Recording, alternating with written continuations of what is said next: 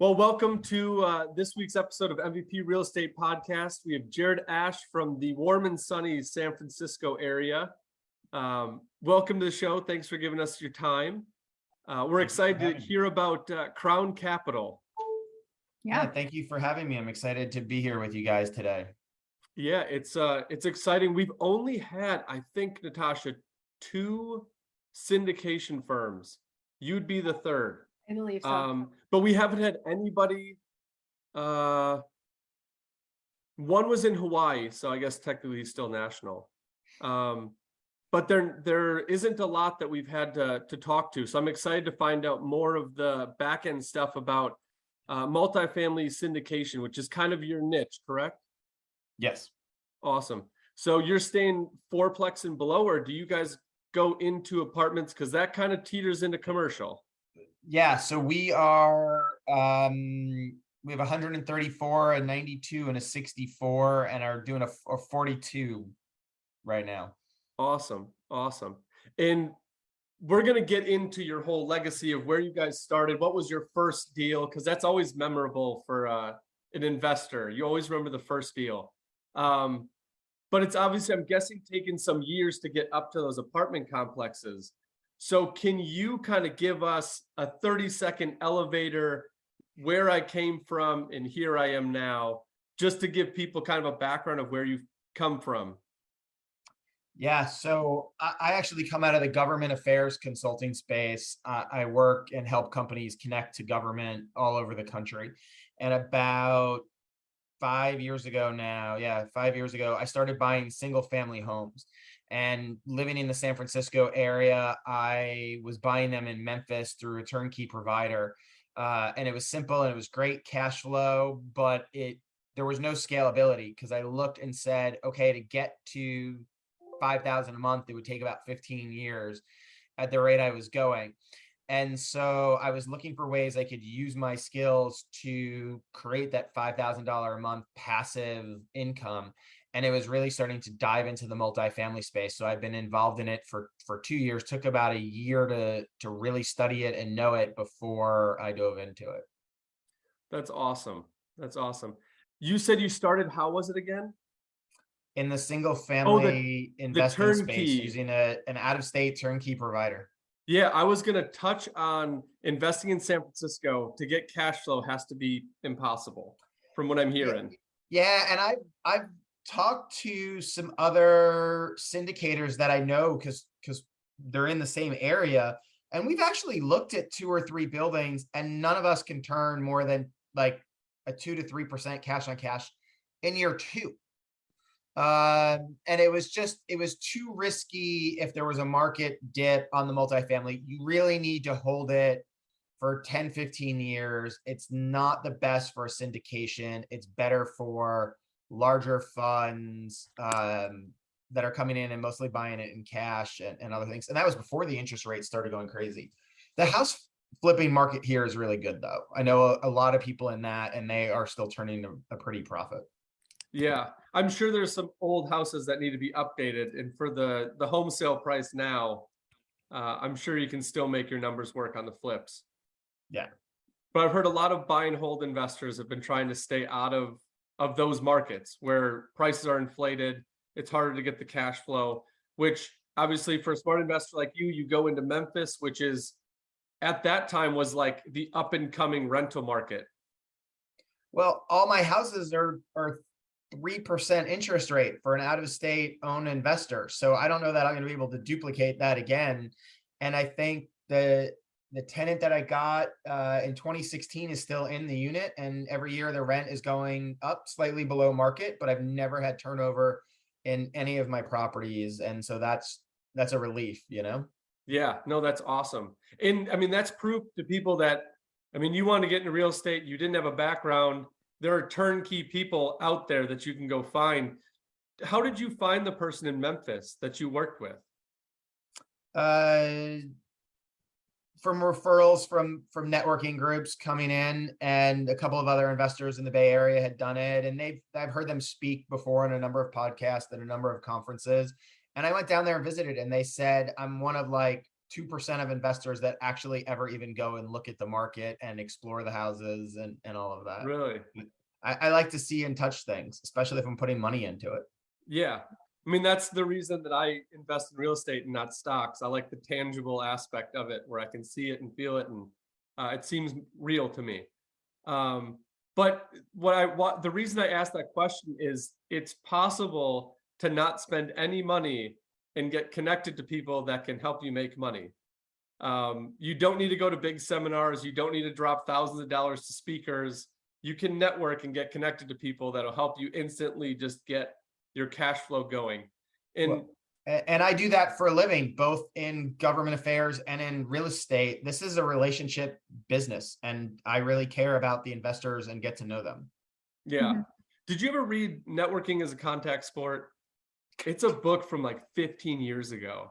I don't know if I've read that one, but I've read like a dozen books on networking. So I'm going to write that down and add that to my list. Yeah, it's and if you've got some good books, you can obviously leave us. We'll leave them in the show notes for the readers. Because we do highlight books every once in a while. But yeah, it's a fascinating thing to invest out of state. I have not broken that barrier yet. That's a fear of mine that's a little bit too high. But for you, you invest in Memphis. One obstacle you tackled was finding the property and having it cash flow. You got help with that. And now you have your property under contract or you buy it. Now you have to manage the property. So actually, those were easy compared to what I'm doing now. Those were all a turnkey provider. They found the house, they retrofitted it, they did everything. And to me, that was a perfect way, if you were looking out of state, to get involved, because they really did make everything very simple. And one of the things I liked about my provider is that, like, they roll, like every house has like the same door handles or same ceiling fans. And so it just makes their maintenance really easy. They have a guy in the truck just rolling from house to house with the same equipment. yeah, it's the process, it's the systems they have set up. That's the big part. I talk to all my tenants, like I'm not this guru of property management, but the systems we have, if you follow them, make our process so much easier, makes everything go faster. So trying to get the people on those systems that you have built, which you are proof that there's people out there that can take that stuff. And then you basically can look at yourself as the bank. So you're providing the funds, they provide all of the sweat equity in it. And then I'm sure it's a percentage off the top. Yeah, I mean, I'm sure I could get the houses cheaper myself. And then they get a monthly fee for property management and everything. But it's, as an out-of-state investor to get started, it was really as passive as you could make it, which is what we offer people in the multifamily syndication space. Our investors get a monthly newsletter and a quarterly check. And actually one deal is getting a monthly check. And other than that, we take care of everything for them. That's awesome. Really nice. So it sounds like you did your progression pretty well. You got your properties in Memphis. You avoided going to get the Lamborghinis and the plane, reinvested it, and then now you've opened up a bigger scale of what you did before, but now offering other people to jump in the success that you had. Yeah. But the road wasn't easy, if I can chime in here. Yeah. My first two forays into this space actually did not go well. Oh. And I like to tell this story because when everybody says, "Oh, I always put the investor first," I'm the guy that returned millions of dollars to investors before the deal closed. And I pulled out of a deal. I pulled out of two deals. One, because once we got the due diligence, it was right after the Texas ice storm, like 2 years ago, that decimated parts of Texas. And when we got into the building, we were like on our last day for due diligence, we found massive foundation problems, massive plumbing problems, gaping holes in the roof. And when we looked at our budget, it was 1.5 million for upgrading each unit and upgrading like the whole property. And we determined that we couldn't actually afford all of those. Like, we budgeted money for like a roof or plumbing, or like we didn't budget everything. Yeah. And so we said this deal wouldn't offer the same returns for investors, and we didn't do that. And then I got into another deal and we had problems with the loans. And that one I had was the first one I had everybody wire their money in. And we wired it back. Plus we paid everybody their $20 for their wiring fees back out of our pockets. And I say that because when I saw a red flag, my first goal was to make sure I don't take the responsibility of losing anybody's principal investment. Mm-hmm. And if somebody's going to trust me with 50 or 100 or $250,000, I don't want to mess that up. Mhm. Yeah. Even if I can't make them any money. And actually, I earned a lot of respect from my investors for that. And several of them have been there for my next 3 projects. Wow. They've stayed with me because they grew to respect that philosophy. Yeah. Smart. I mean, Never if, lose them money. when you, yeah, that's, I mean, that's a good thing to live by. If you're going to hold their money secure and safe, I'm sure they'll come back. And you have to say, yep, it does stink that we had to pull out of the deal. They didn't make money on this one. But if we would have gone in, they could have lost. And then you've lost a customer forever. Mm-hmm. So by pulling out and saying, yeah, it's just not the right deal for you. Sorry, we're going to get you back into a better deal. I could definitely see them taking some respect on the stance you took and was like, I'll stay with this guy so he can get me a deal that'll actually work. So kudos for that, because there's a lot of pressure that isn't talked about just to keep going with it because everybody's amped up, and especially on your last day of due diligence, you're getting pretty close to closing. Yeah. So kudos. That is a very, very difficult, and you really don't understand the difficult nature of it until you're sitting in that shoe. And on the agent side, are you an agent or licensed agent or just do Nope. investments? So when we're going through and I've got either buyers or sellers, let's go on the seller side. They get an offer in, and let's say they're selling for $250, and they get an offer for $225, but it's a verbal. They're like, no, we're not interested. Until that offer is on the table and you actually know it's real, it's easy to say no. But once it's real, it's very, very difficult to say no to that money. So I just want to like highlight that fact that better safe than sorry, especially with other people's money. People, Yep. There's penalties for that stuff. So always My- got to do it safe. My husband always says, don't screw with people's money. Like that's his number one rule he lives by, whether it be employees or investors. Like just don't screw with people's money. Right. Yeah. Treat them with respect, you Yeah. know? And it's not easy for us to pull out of those deals. I mean, we spent a lot of time and energy, but it was what was right for everybody involved. And hey, we learned lessons and we're on to several successful projects right now. Yep, absolutely. So can you take us from like the startup of, okay, you have your properties in Nashville, and then, okay, I want to do this on a bigger scale. How did you get the concept or like get the idea of like, I'm just going to start being the bank. I'm just going to start Crown Capital. We're going to be a multifamily syndicator. I've already got my network. This is just the path that I want to go. Where did that click for you?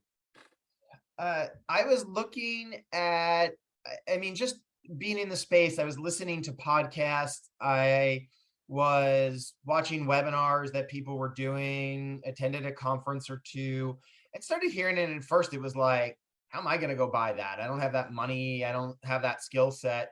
But then I started looking at, well, what skill sets do you need to make a deal great? And what can I offer given my background and expertise? And that was relationships. And it was not just my network, but it's my ability to connect to people, listen to them, prioritize what they prioritize on. And I was talking to somebody who's retired and is 75, and he wanted a deal that wasn't going to last more than 3 years because he's like, he just had the attitude, I might not be around, or I don't care where a deal is in 10 years.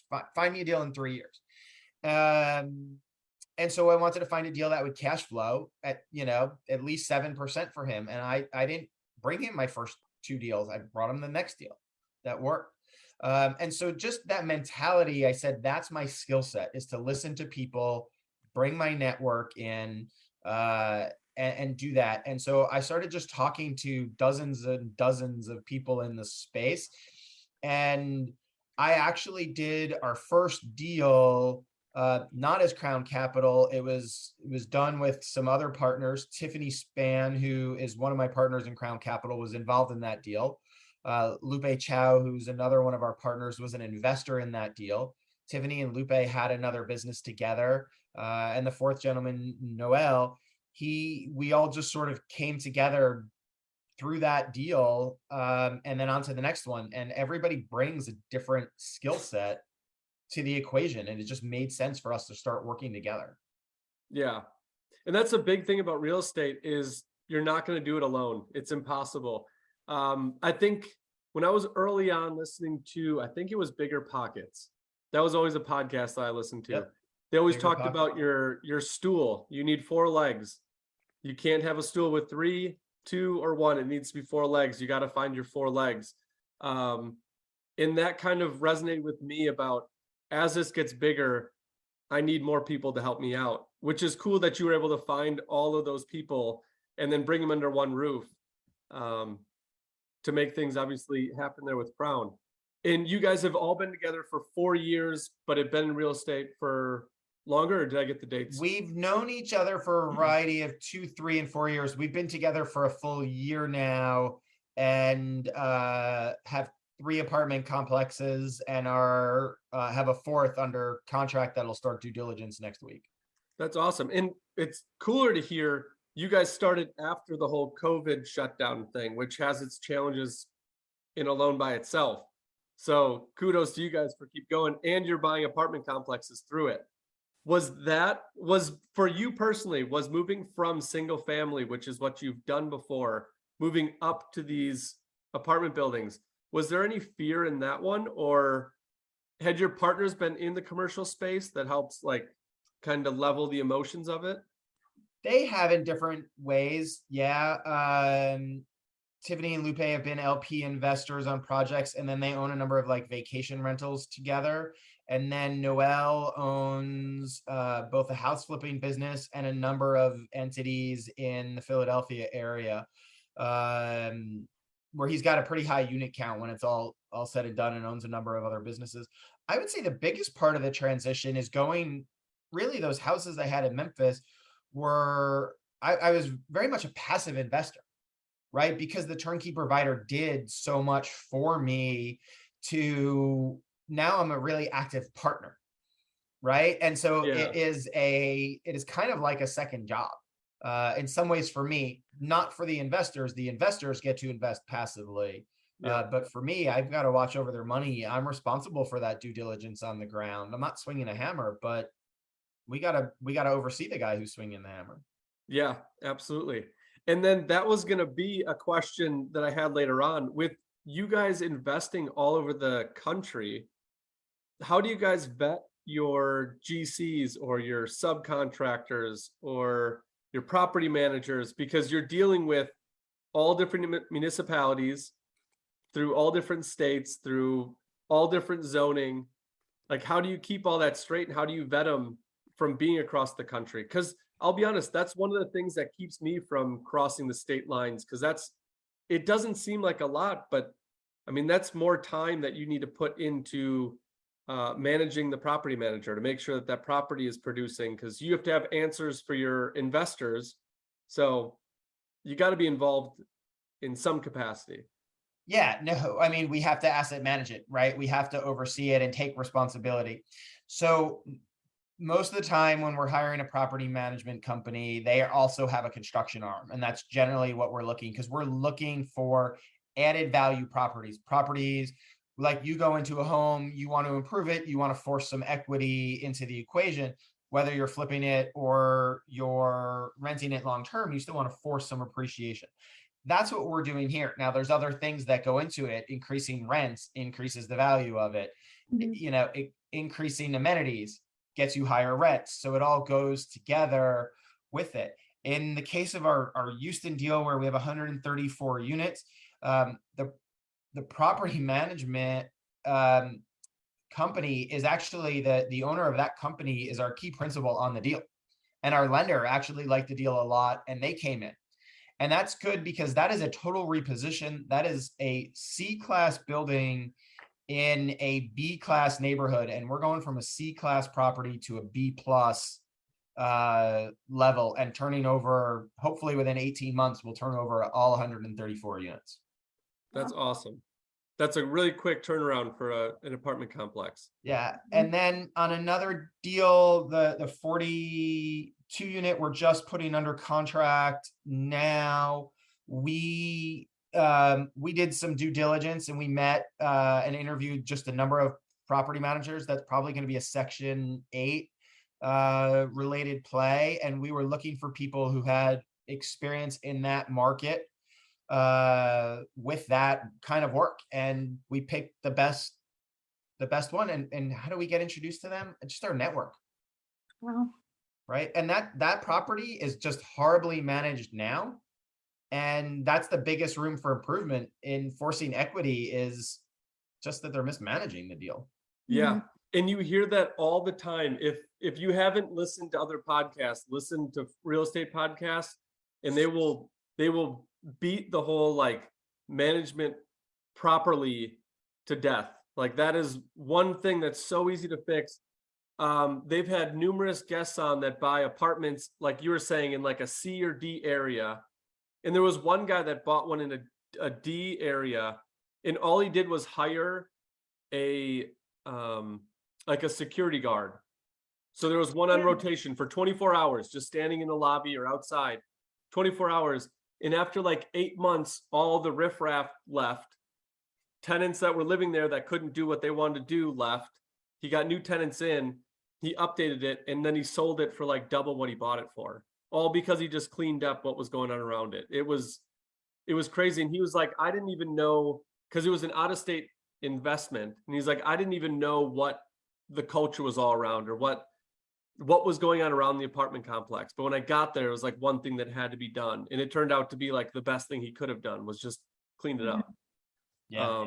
I'm a big fan of adding flower pots in parking lots when you have a property that doesn't have like a lot of grounds, right? So there's one property we were just looking at, and I was like, hey, I want to bring in flower pots in front of like everybody's parking space and by like the stairs to the top floor, because there's not a lot of green space. And I was like, this will just make everybody like happy when they come in the spring and summer. And yeah. Now, I guess you go into apartment. Do you do fake flowers or real flowers? I was going to do real flowers, but we do have to go with winter there, where I live in an area now that we keep green year round. But I was gonna say, we just got window boxes in all of our house, and I was like, there's no way I'm gonna water the plants, pay for the plants, and then have them die. So we chose to do all faux flowers.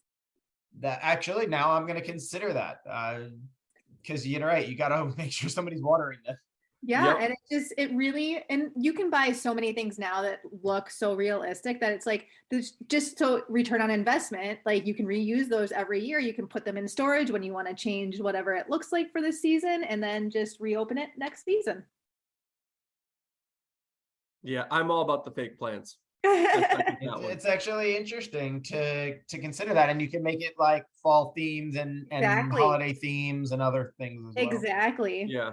And that's a super cool, like, added benefit you were talking about before, was just the added benefit of making it feel homey. Mm-hmm. Like, don't make it feel like you're walking into somewhere you don't want to be. Right. Because now you've got a tenant that, one, isn't going to care about the space, and two, just use all their motivation to get out. And that's what you don't want as investors, a vacant unit. You'd want them to stay and feel inviting, which is a super hard thing to do. I mean, you've done it too. A single family home makes it feel like it's your home. An apartment complex makes it seem like it's somewhat temporary. Yep. So trying to elongate the stay, I guess, would be a major plus for you and your investors. With a good quality tenant. Yeah. One of the things on a property we were just talking to somebody on, they have 50% of their people turn over every year. Now they have a wait list, so they always have people coming in, but that's a big turnover for those units. It's a lot of cost. Exactly. And I was going to say, like, it's nice to have the waiting list, but every time an apartment turns over, there are costs to cleaning, management fees to flip it over. Like, those are costs that you could eliminate, which would be great. Well, and and think about just what you said about treating your home like it's yours, even if you're renting it. The person who's leaving after 8 months or 12 months isn't treating that apartment the same way. Now, there are 5 apartments in that same building that I was told people have lived for 20 plus years. Wow. That's And awesome. so like those people are probably treating it a little bit nicer inside their units, but yeah. Yeah. And I just had one of my tenants text me, was like, hey, the baseboards are getting a little dirty. I was a professional painter. Would you mind if I touched up the trim? And in my head, I'm like, okay, like I'll bring the paint, I'll bring paint brushes, and then here's $75 to go out to dinner. Cause Right. I'm looking at it when I turn that rent or that unit over, those are things I'm gonna have to do and have to pay for. If you want to take that on and treat it nicely, go for it. And then I'm gonna help you out and give you a little bit of cash. Do I do Well, that for all the tenants? No. Yeah. But the painter I trusted. That was a good one. I like that one. well, my question for you, Jared, is how many times a year do you go through and like do a check of the residents? Like, I know what for our investment property, they come out, I think twice a year right now to look over the property, see how well it's being maintained and see if there's any issues with it. So in the multifamily space, we have management on site, right? So a maintenance person that lives there, and at least one, maybe 2 people in an office all the time. And they're there. I don't know that we're going into the units during the course of a lease. So if somebody, if somebody's lease ends and renews, we might do just a quick walkthrough with them and just make it as more of, hey, we just want to make sure there's any maintenance issues. But as they have maintenance requests, even if they're simple, that maintenance guy is going into the apartment and doing a quick scan. Now, I've been on due diligence tours myself where there's dog stuff all over the apartment. And I was like, I don't know who's living like this. Gross. And I was like, okay, and I go back and ask the property manager, okay, I'm writing this unit down. Could we make sure it's like the guy's living in a clean place? How do we address that? Yeah. And I'll turn that over to them. But most of the time in a year, you can't necessarily, unless you have complaints, you want to respect their privacy for it. But Yeah. a lot of them will ask for maintenance at some point during the course of a year, even if it's Yeah. like a light bulb change or something got stuck in the sink. Yeah. And the garbage Yeah. disposal or whatever. Yeah. And I know that at least with us, when they have animals, we do like a semi-annual check. And that's basically just to see like, okay, do I need to factor in when we do this apartment turnover? Are there baseboard that's chewed up or scratched? Is there a wall that's scratched from the dog or the cat? Like those type of You need things. to replace carpets or yeah. Yeah. And Yeah. they usually don't replace them in the moment, but like in the back of my head, I'm like, okay, this turnover is me a little bit bigger. I can tell the tenant like, hey, this carpet is damaged, like heads up, your security deposit Yeah. is probably going to be on this carpet. And then it's not like, oh my gosh, where'd my security deposit go? It's like, we know months ahead of time what's happening. And it's, what's important in multifamily is the grounds too. And so, yes, you have landscaping come in and you mow whatever lawn is and you rake the leaves and things like that. But it's also maintaining it. It's somebody there in the morning. If you have a pool, you want somebody to go and straighten all the lounge chairs around the pool just so it looks clean and fresh. Somebody to sweep the floor in the laundry room if you have a joint laundry room or a joint fitness center, and wipe down all the fitness equipment. Right. You want somebody to, if there's wood chips in the playground, under the swings, you want somebody who's gonna like rake that up and make it look clean. I toured one property when I was learning about due diligence, and they were in like a wind corridor. And if they came back on a Friday with, between Friday and Monday, they had to spend like hours cleaning up trash because people might have been putting their trash next to the dumpsters or something, but it was blowing all over the place and it just looked gross. And I gave them the suggestion of one, build better enclosures, which they said was a problem with the garbage company. And I called the mayor's office for them and said, hey, this is a problem. Can you work with us with the garbage company to address this a little better on these enclosures? So just managing those grounds is important for the feel and the vibe of the class of the property. Yeah. Mhm. And I mean, you say that, but not everybody, when you walk into an apartment complex, like gathers what they're seeing. Because you can walk into an apartment complex today or walk into two different ones and notice, like, are the garbage cans full? Are the desks in the lobby wiped down? Is there like mud on the carpet? If you Mhm. do have a pool, is everything in disarray? Like, if you can go into a apartment complex that everything is neat and orderly and cleaned up, like that's their value add. That's where they get part of their higher rents. Mhm. Obviously, the units are probably more updated too, but the care that you have for the grounds and the common space. And one thing that's big for me is like the smell in the lobby. If the Yeah. smell in the lobby is a culmination of everybody living there, it's probably going to be sour. So to like freshen that up a little bit. Well, and I'm looking at it from an investor standpoint, right? Because somebody's trusting me with 50, 100, $250,000, whatever it is. How can I best serve that investor? And part of that is by those grounds being clean or that lobby not stinking is important, because when a new tenant comes in, they're happy. They're more likely to rent and pay a slightly higher rent, which gives the investor a better return. If there's somebody who's living there, they're more likely to stay because they're not seeing trash all over their property, or Mhm. they know their maintenance requests are being met.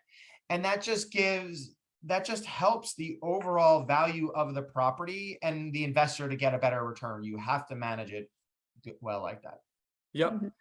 And there's some people out there in the marketplace that do want to live in an apartment. They don't want the yard maintenance. They want a pool, but they don't want to take care of it.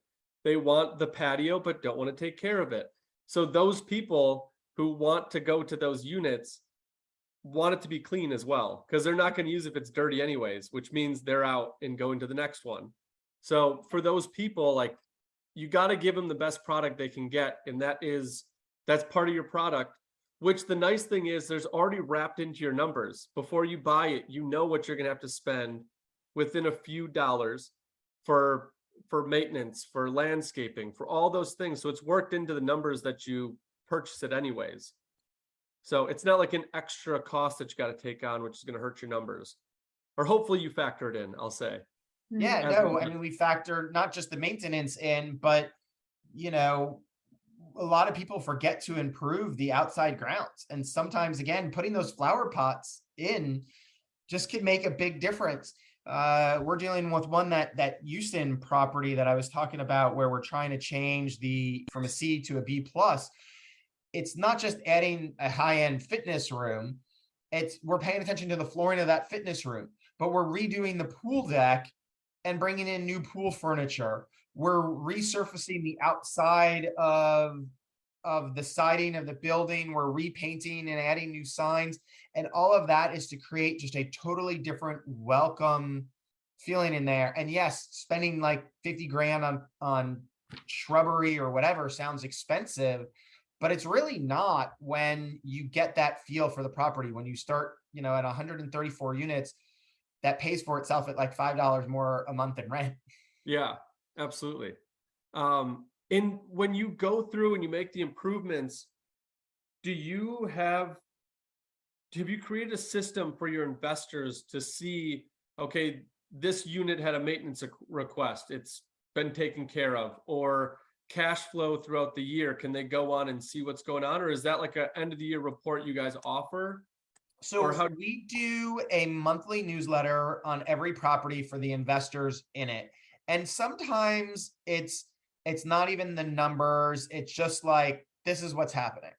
Yeah. Right. And sometimes it's just a market recap. It has nothing to do with our property. It's, hey, this is what's happening in one of our properties is in Louisville. This is what's happening in Louisville in the last 3 months, 6 months that you should be aware of. Once a quarter, we do a bigger report where we try to go through, hey, this is where we are on our rehab plan. This is what we're doing, and provide financials. Hey, our occupancy is at this. This is good because in the Houston case, we're trying to, retrofit 100% of the units. Yeah. In Lubbock, our deal there is we want to keep occupancy over 85 to 90% as much as possible, right? Even though we're rehabbing units and adding value, we don't want that kind of turnover we have in Houston. And so we provide that more so in a quarterly, and then every so often I'll hear from an investor, but then every 3 to 6 months, we'll do just a call and say, hey, hop on, ask us questions. I would say 2 out of every 20 investors get on those calls. Most of them are just checking their files once a month. They're checking their bank account. One of our deals is every quarter. One of them is every month in terms of paychecks. Awesome. Have you gotten feedback from your investors on those reports? The feedback is actually minimal. It's hey, can I get this in a PDF every month in addition to the email? So that's how they save their records. Or can you, I think in the beginning we weren't uploading them to the investor portal as well as files. And then we started doing that when we started putting it in the PDF for the one person. And so they just have everything in one place. We actually had 2 investors that weren't getting anything because it was going to their spam folders. So we worked through that and we learned, okay, we're going to, in the first 3 months of every deal, we want to text or call the investor and make sure they're just getting those reports. Yeah. So our feedback is really based on that. But I think so far everybody's like, hey, if you're doing the added value, when is the first check? What is your biggest concern? Right? They always ask, what is our biggest concern right now? That always comes up. Yeah. And I'm sure that those, even though they don't come back with you with feedback, I'm sure they appreciate seeing it. Even though they're passive investors, to get the numbers every month or every quarter is definitely going to be helpful for them. Yeah. And there was one newsletter we put out on that one where it's a total retrofit, and it said, hey, the playground's equipment has arrived. We're going to start putting that in. We're going to send you pictures when we have pictures. The Bark Park is being renovated. We'll send you pictures for that. And there was like 5 things they said with the pool furniture. We'll send you pictures for that. All right, well, the next month newsletter came out and I didn't quite have everything done and the pictures there, but we had a date where we have a professional photographer scheduled now to go because they're going to get pictures for apartments.com and everything else. And I was like, hey, we still owe you the pictures. They're coming. This is what else I could tell you what's happening. Yeah. And that communication's huge because like no investor wants to be like, hey, here's my money and then I'll see you in 10 years.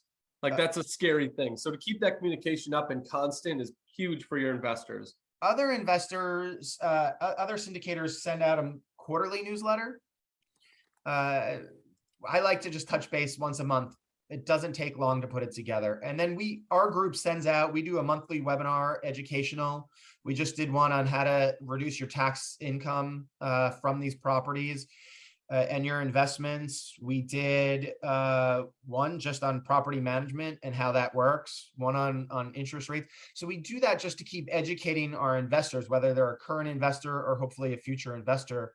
We want to add that value, and part of it is educating. That's why you're doing these podcasts, is to educate your people. Yep. Education is huge, whether you're in the day-to-day or the passive investor, just to get the education is huge. And I'm sure a lot of your role with investors, just with the investors, is that education piece while they're being managed and before they jump in as an investor.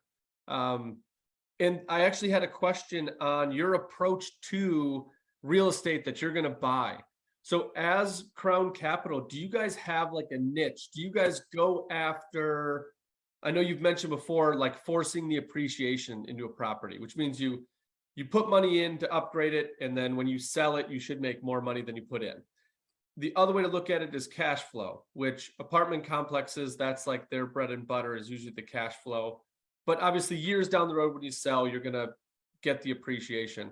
Do you guys have like a niche that you focus on going in? Like we're going to dominate cash flow? Or is every deal kind of, we got to see where we can take it and where we can maximize it, and it's either good or bad? Do you guys have like a formal thing or? Yes, but it always shifts. So one of the debates we're talking about now for a property is the market. right? Lubbock and Louisville is an example of markets. They're both college-based towns, but they are fairly good-sized metro areas. And they are growing metro areas with multiple jobs. They're not just college towns. And we like it. More and more people from 21 to 35 are staying in those towns and adding to population growth. So we like those elements of those towns. And right now we're looking at a town, it's in the South. These apartments there's an added value to it. We love the added value approach. It cash flows 6 months in a day, even though we're going to turn over units, we're going to retrofit them, add that value. Our debate internally is, does the market meet our expectations of a good market, even though the returns, it's a 2.25 multiplier, which is better than we're getting most of the time. We're getting 1.7 to 1.9 right now with the interest rates raising, prices going through the roof for lumber and things like that. And we're talking about, does this market meet our criteria? And it's a small town. There's not a lot around it. They've actually lost some population in the last couple of years. And so we're trying to, So we're that probably gonna turn deal, that down. that deal is more about the market than the property. Right. Because That's overall, cool. I'm convinced that our numbers are right and we'll get a good return. I just don't love the market. Yeah, but you also have to say, like, yeah, we could get the return, but that's if the market stays put. We don't know what's going to happen 5 years from now, and now our numbers could change drastically. Is that Yeah, kind of and the thought process? we like what I call as recession proof of a market as you can get. And there's no such thing as totally recession proof, but we want a diversified economy and a fairly stable economy. And that one actually does meet that metric, because in some ways it is such a small area. There's a mid-sized university in that town. It's not a student housing play, but that university is stable. You do have a regional, there's nothing around it for like an hour in terms of larger other towns. So you have even smaller towns around it. So you do have like a good hospital in the area. You do have like a bank regional office in the area. So you do have some jobs that will continue and last through a recession. And that's an important characteristic. I think Louisville, Lubbock, Houston, where we have other properties, will continue to thrive. You know, not to say that they won't be impacted by a recession, but comparatively to the rest of the country. Yeah. And I'll touch on that. If you have a 401k now, right? Anybody's 401k is down somewhere between probably 15 to 30% in year to date for 2022. Yeah. Going back to, don't lose an investor's money. If you had $100,000 you put into the stock market, into your 401k on January 1st, you now are probably at $78,000 in there, right? Give or take. Any of our deals, even if they're not cash flowing, you still have your 100,000 in principal sitting there. Yep. And there's something backing it up, and that's the power of real estate. Yep. And that's the great part about it. I do have the retirement policies. They are not performing like the real estate is right now. Do you expect, this is future talk, so you got to look in your crystal ball here. Oh boy. Going forward with everything going on, interest rates going up, the talk of a crash coming, are you protecting yourself there? Do you feel like it's not going to hit as hard as like 08, 09? Because that's kind of what the talks are, is things falling like it did. You know, here's the value of multifamily, particularly versus single family. Rents are still going up. And I was just listening to 2 different large scale lenders in the space that are actually looking to expand in it, because they see rents. I mean, in the last 2 years, you've had rents in some markets go 10, 15% up. I don't think that'll stay, but they're still expecting 5%, 7% rent bumps. Okay, maybe that's too high. We're underwriting a property now with 2 to 3% rent bump despite a bad economy. So I don't see us losing money. Maybe we hit 0. Maybe there's a year that gets so bad we don't get any rental increase. We still haven't lost anybody's principal. Hmm. We're still holding steady, and on a 5-year trajectory. I don't think there's any point in America, even during that 08, 09 crash, where on a 5-year trajectory, you haven't gained money in real estate. Yeah. And it's safe. For the most part, it's been safe, which is great. And then if you look at these, there's a lot of markets, not all of them, where you have a demand. Yeah. Houston, Lubbock, right? There is a demand in those markets for more housing. It's just a matter of, can you get the right class and the right rent dollars to make your deal work with 8% interest rates? Yeah, I know. And that's the tough part, is to make the numbers all work. Do you have, and are you guys looking specifically at any markets other than the Houston and Lubbock that you were talking about where you've got deals? Are there like ones on the horizon where you're like, yeah, keep an eye on this one. It's kind of warm. We'll see where it goes. We like Lubbock. We like Louisville. We hope to do more deals in those because I like those towns. I like how their population is steadily rising, that their jobs are increasing in an educated workforce way. So I like those. We love a lot of the Atlanta suburbs. We're spending time, and I you're heard getting Atlanta good was raising. good cash flow. Yeah. I heard Atlanta, obviously there's always going to be a market in Atlanta. It's a huge city. But I've heard it's not quite what you're seeing in San Francisco, but prices of homes have been rising rapidly in Atlanta. Yeah, I know some people with a couple of single family homes and that have been buying 2, 3, 4 a year, and they can't keep doing that anymore because the numbers aren't cash flowing for them. It becomes a longer term hold. But in the multifamily space, we could still get the cash flow down there. Yeah. Mhm. And you guys go in with already established, you just raise them. You wouldn't go into Lubbock with the new build, correct? You guys aren't doing any new builds like that? Not right now. And I think you're actually going to see that slow down in the next year or two. I think that side of the business will contract, which is good for those of us that owned existing buildings because it continues to push rents and demand up. And that's because labor is so expensive right now. Cost of construction, supply chain issues still tend to be a problem.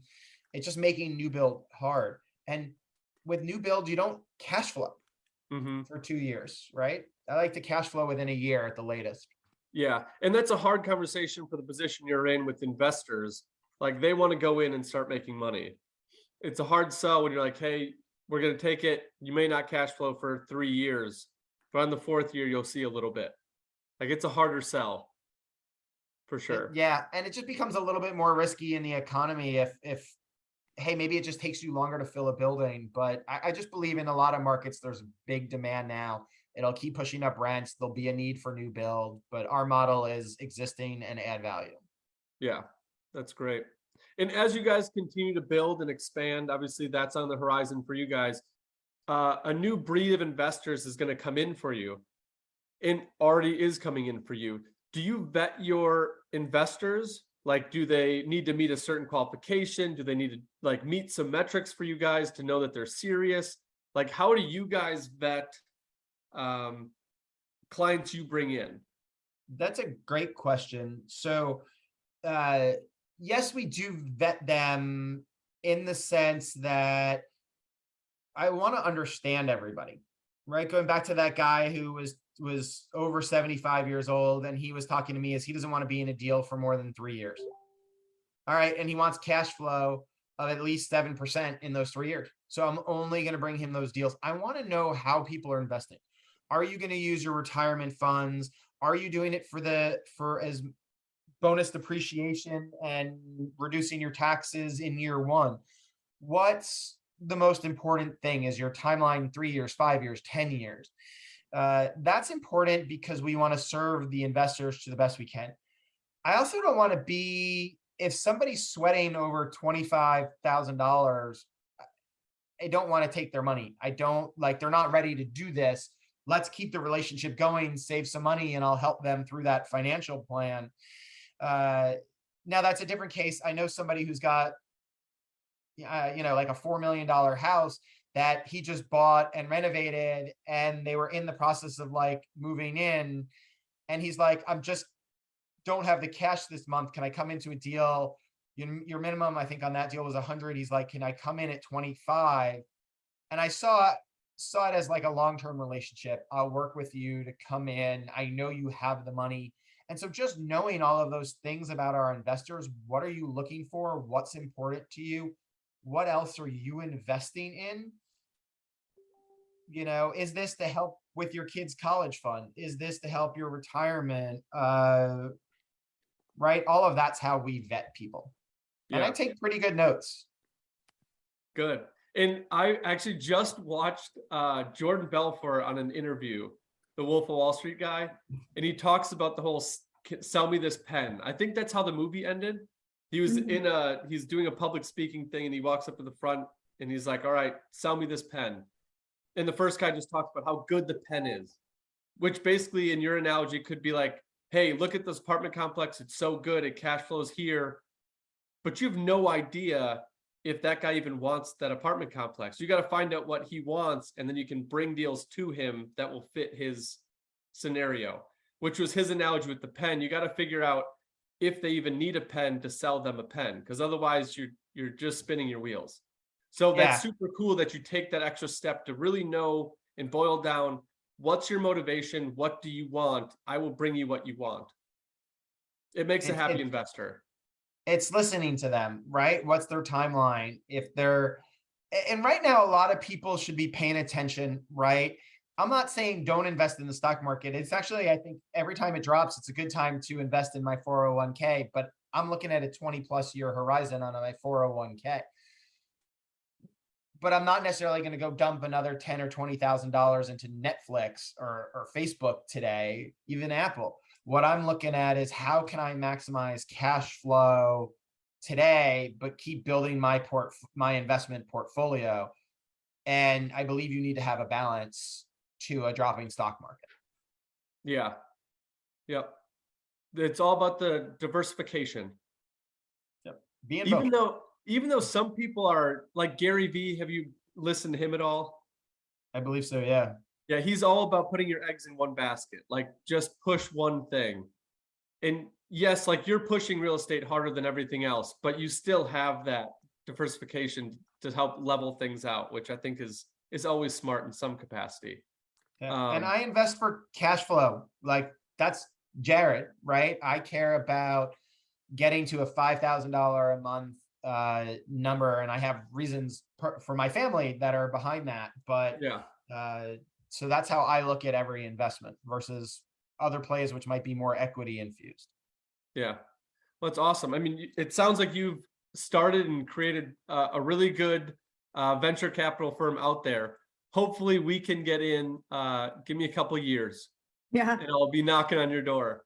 Because that the whole out of state investing, it's something I want to get into, but I know I need a team for that one. I'm not set up with any systems. So that's super cool that you set that up using your past experiences to do that. You should find me a multifamily in Wisconsin. Here we go. I want to. Let's partner on that one. Don't go out of state. Do what you know. Just let's combine forces. Love it. But I'll keep an eye out. I'll hop in too, Marcus. I'll hop in too. Deal. I have, and maybe you have another like tip for me. I've reached out to brokers and commercial lenders to say like, hey, do you know any of your clients that are on the horizon of sale that are looking to exit, maybe not today, but in 2-3 years? Could you keep my number when talks start going? Could you like toss me an email or give me a phone call? They're all receptive, but I haven't gotten a phone call back. Is there an easier way or an avenue I'm missing that I could be reaching out to find those on the horizon apartment complexes that are slowly moving? You're going to need Noel, who's my partner that does the acquisitions, to ask that too. I think though, it goes back to what you talked about earlier, what I've talked about. It's about relationships. So it's identifying 10 brokers within a region of that space and saying, hey, this is what I'm looking for. And maybe we have a conversation offline, whether you do it with me or on your own. these are 3 types of properties I'm looking for, and do that. And then once every 6 months, you should be calling them, or once every 3 months. And if they really are within like an hour from you, every 3 to 6 months, you want to be in front of them physically. I got to read that book again. Networking is a contact sport. Because I admit I have not followed up with them. I sent them the email, and then I'm sure I'm nowhere in their mind at this point. Right? How many other people do you think have sent them an email? Yep. 20 times, I'm sure. Mhm. So I got to get on the phone again. That's my job. I'll find us an apartment complex Love it. here in Wisco. As we sign out here, do you have any word of advice for someone who is starting in real estate or has started but is looking to grow? Do you have any little bit of advice for them as we sign out? Just Learn. Really read books, listen to the podcast, figure out where you want to be, learn and network, and listen. and You how got to can have a people- network. Going back to your 4 legs of your stool, build a team in any way. And how can people get a hold of you if they want to talk with you or get more information or invest with you? Yeah, crowncapitalcorp.com. Okay. And you could find me on LinkedIn. I am the only Jared Ash, JaredAschh. I am very active, both for Crown Capital and for myself on LinkedIn, and that's a great way to find me. Awesome. Well, thank you. Yeah, I appreciate it. It's very cool to have someone who's had a few years in and been doing the syndication, because we do have a lot of single owner investment people, but not many syndicators. So it's a cool world to get into.